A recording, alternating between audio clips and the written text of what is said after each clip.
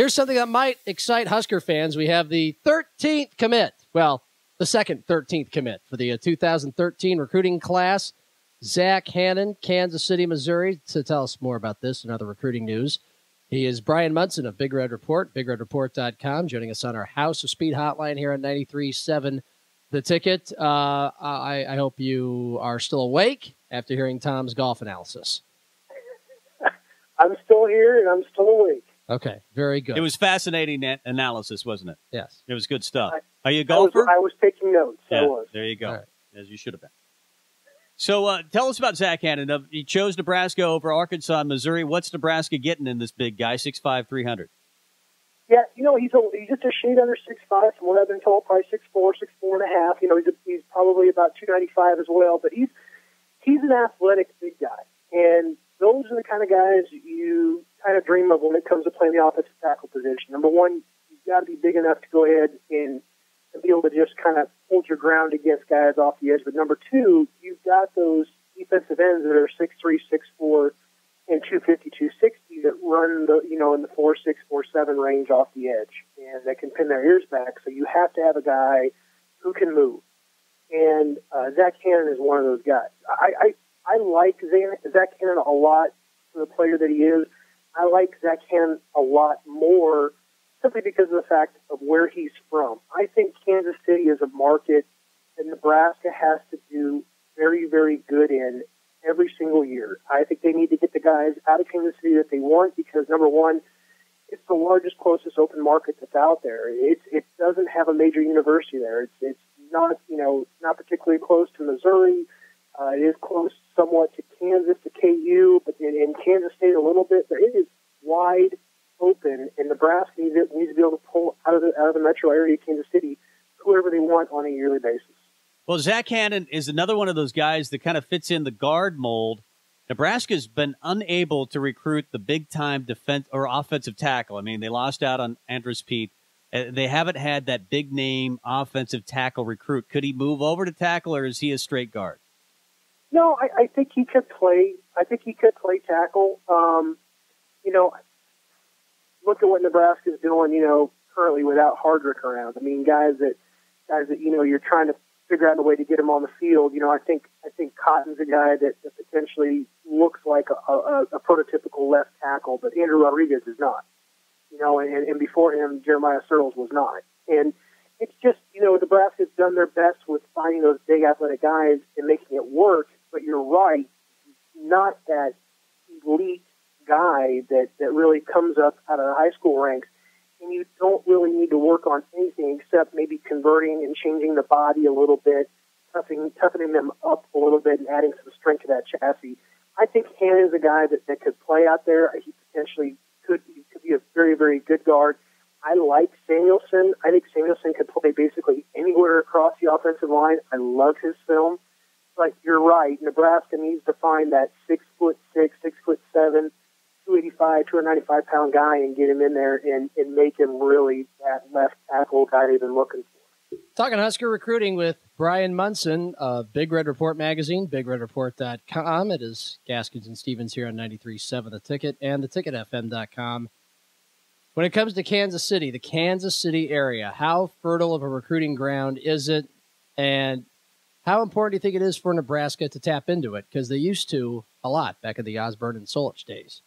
It's a very fertile area. I mean, you're probably still pulling more Division I talent out of the St. Louis area, and that's just going to kind of go with the state. However, Kansas City, there are some very, very talented players in the Kansas City area on an annual basis. Now, Nebraska, last year gets Rose out of Rockhurst. And I think it was an effort, at least, that Nebraska was trying to make openly when it came to getting in there and getting some more guys out of Kansas City. They just haven't dedicated. I mean, you've got a guy like John Garrison on your staff. He is from the state of Missouri. He's from Blue Springs, right? I mean, that's just south of Kansas City. I mean, you've got to turn that guy loose in that market and tell him, look, we're looking for, 1 to 2 guys per year out of this area, make them get the elite guys, though, and then you'd be able to just go in there and cherry pick, because it's been a market that's been, you can go in there as Missouri or Oklahoma, and you can dip into that area. Arkansas likes to recruit it as well, and you can go in there and get guys out of that area, and they just kind of go do onesie, twosie cherry pick. Nebraska has that right, and they have that option to do that every single year.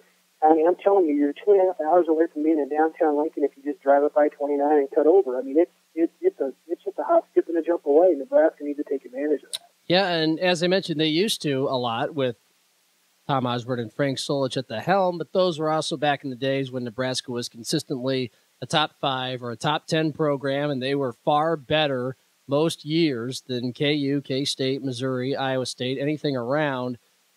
Nowadays, in talking to some of these kids, what sense do you get of how highly Nebraska is thought of in the Kansas City area?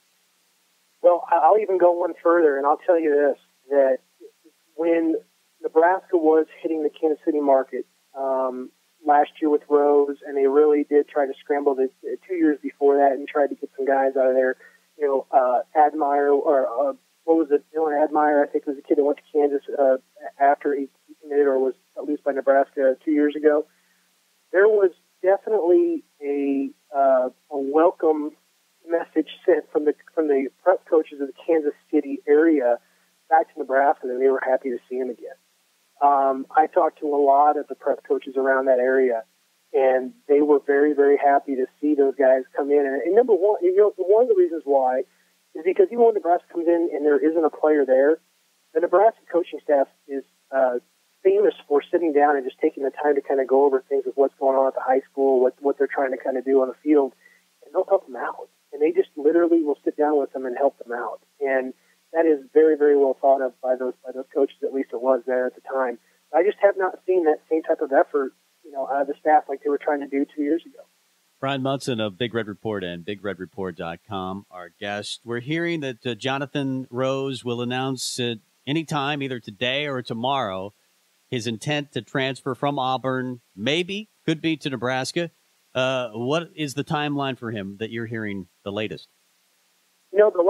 The last thing that I had heard about Rose was that there were just so many moving parts to the situation, that they were really trying to get a lot of things in order to figure out, number one, if it was even just a possibility. Last I had heard was that was looking a lot better, and that was yesterday.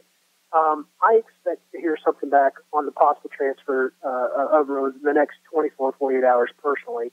I think it looks good for Nebraska to go ahead and get him.